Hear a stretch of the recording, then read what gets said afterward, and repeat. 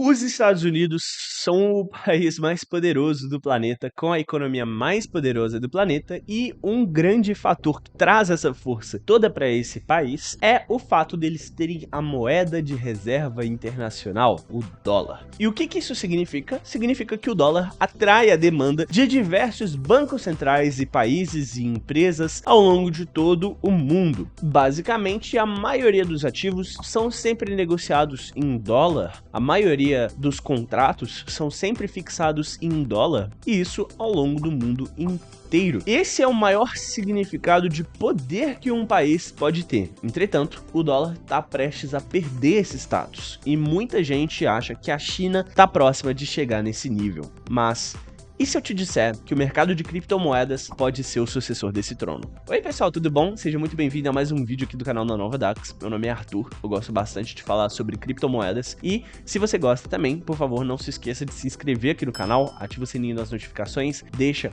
o seu like e deixa o seu comentário também. Você pode seguir a gente nas nossas redes sociais, no Instagram, tá aparecendo aqui também. E antes da gente começar com o conteúdo do vídeo, eu preciso esclarecer uma coisa muito importante mesmo, tá? O conteúdo desse vídeo aqui não é uma recomendação de investimentos. O meu objetivo com este vídeo não é fazer com que você invista em uma criptomoeda ou que você deixe de investir em alguma criptomoeda. A única coisa que eu quero é fazer com que você entenda um pouco mais sobre o mercado financeiro. Hoje, inclusive, é um vídeo bem diferente, a gente vai comentar bastante sobre economia e geopolítica aqui. Então, já deixa o seu comentário falando aqui pra mim se você gosta desse tipo de assunto, se você acha que é diferente e pertinente também. Lembrando que caso você queira comprar qualquer criptomoeda, seja Bitcoin, seja Ethereum, seja qualquer uma, você pode fazer isso na plataforma da Nova Dax. Eu tô deixando o link aqui na descrição, no primeiro comentário fixado. Você pode receber até R$25 de presente aí no seu primeiro depósito. Bem, antes de eu comentar qualquer coisa aqui, né, sobre o que eu acho que pode acontecer, eu preciso explicar para vocês basicamente como funciona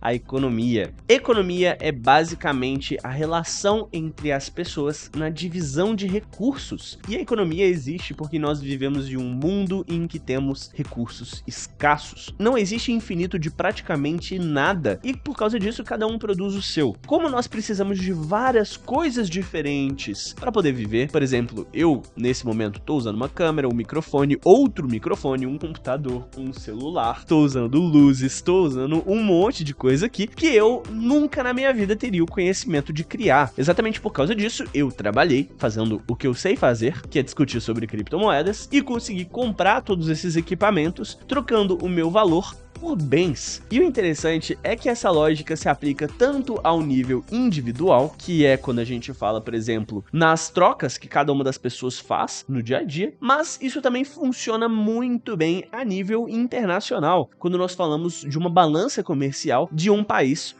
ou outro. E originalmente as pessoas trocavam todas as coisas no mundo inteiro por outras coisas. Então, pô, eu consigo fazer uma lapiseira e eu quero muito uma caneta que você consegue fazer. Poxa, eu posso muito bem fazer uma lapiseira ou duas lapiseiras ou quantas lapiseiras você quiser e trocar com você pela sua caneta. Entretanto, eu teria um problema muito grande que para eu conseguir uma caneta de você, você teria que querer uma lapiseira. E justamente por causa disso, com o passar de centenas e milhares de anos, as pessoas repararam que isso não era uma boa opção. Com o passar das centenas e milhares de anos, as pessoas acabaram reparando que existiam alguns produtos que a maioria das pessoas queriam. E esses produtos acabaram se tornando as moedas. Entre eles, a gente teve principalmente o ouro. Só que o ouro era muito pesado, ele era denso, ele era complexo de se utilizar, porque, para pensar, se você quiser, por exemplo, trocar um pouquinho de ouro por pão, ou você teria que comprar muito pão, ou então você teria que dar uma lasquinha de ouro para uma pessoa, e pô, uma lasquinha é muito fácil de você perder ela, né? Então não tem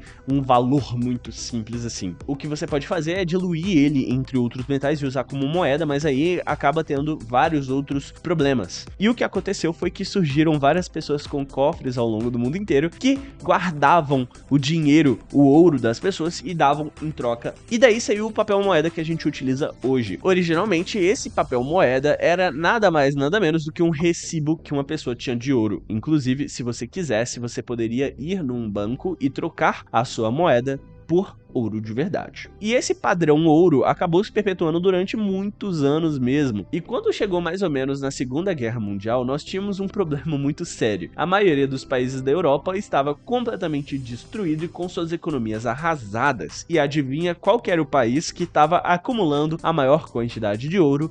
Sim, os Estados Unidos. Por causa de vários fatores diferentes, tais como a sua economia, como o uso do capitalismo de uma maneira bem avançada pelos americanos, sem contar que os Estados Unidos eram justamente o país que estava fornecendo aí tudo quanto era recurso para a Europa. Então eles estavam mandando muito valor para os Estados Unidos em troca de produtos. Afinal de contas, em uma guerra mortal, tal qual foi a Segunda Guerra Mundial, era muito difícil de você produzir qualquer coisa. E assim os Estados Unidos acabaram se tornando a maior potência mundial. E eles aproveitaram desse status que eles tiveram para, numa reunião, inclusive que aconteceu na cidade de Bretton Woods, acabar criando um tratado que diria que o padrão ouro agora estaria em vigência com o dólar, no padrão dólar-ouro. Se você tivesse dinheiro, você poderia trocar por dólares na maioria dos países e esses dólares poderiam ser trocados por ouro. Foi nesse momento aí que o dólar acabou ganhando esse status de ativo de reserva. Isso funcionou durante algumas décadas, mas com o passar do tempo acabou que entrou em ruína também. Um presidente chamado Richard Nixon, em 71, acabou abolindo esse padrão ouro e aí nós tivemos a instituição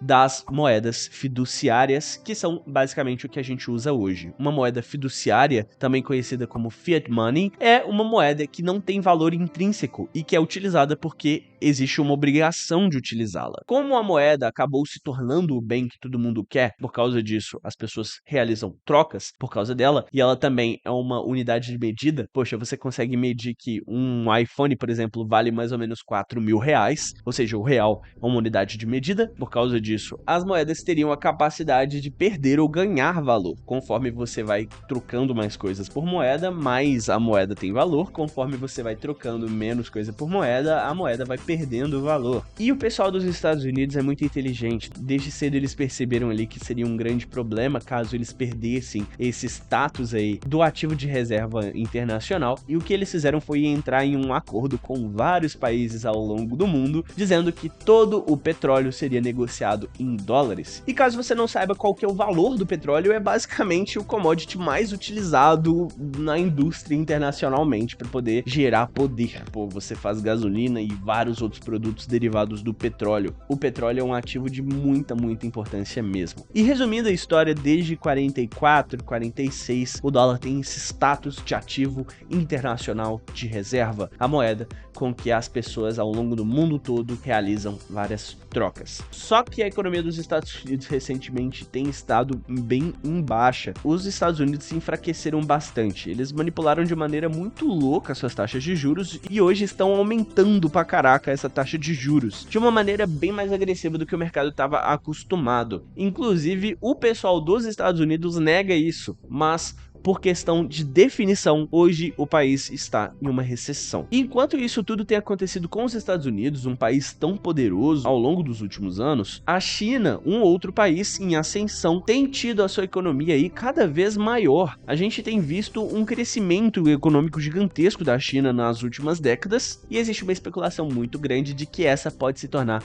a próxima potência econômica internacional. E com isso, o status de moeda sairia do dólar, possivelmente para o yuan. E um fato interessante é que ultimamente os bancos centrais de praticamente todos os governos ao longo do mundo todo têm se desdolarizado. Eles têm largado mão desse dólar e têm comprado várias moedas alternativas. E aí que eu entro com a minha teoria. O Bitcoin já foi adotado por várias empresas gigantescas e inclusive ele foi adotado por El Salvador, um país. Eles têm vários Bitcoins na sua reserva e vários outros países estão olhando de possivelmente começar a aceitar o dólar como um ativo de reserva também. Existe uma especulação muito grande de que aproximadamente 50 anos o dólar perca esse papel de ativo de reserva. E o Bitcoin tem crescido numa escala cada vez maior. Inclusive, de acordo com vários modelos de precificação diferente, o Bitcoin, teoricamente, conseguiria aí atingir um patamar de preços gigantesco até chegar em 2050. E como nós sabemos que o Bitcoin tem subido bastante e ele ainda vai subir bastante, inclusive com o potencial de um dia se tornar essa moeda de reserva internacional, internacional, existe um potencial muito grande de muitas altcoins muito baratas hoje em dia também se valorizarem muito. Só que não é qualquer moedinha que você pode colocar todo o seu dinheiro na esperança de que ela comece a subir. Inclusive, por causa disso, eu separei esse vídeo aqui na qual eu falo sobre as moedas mais baratas e promissoras que você pode investir para você poder se preparar para esse momento de preços do Bitcoin.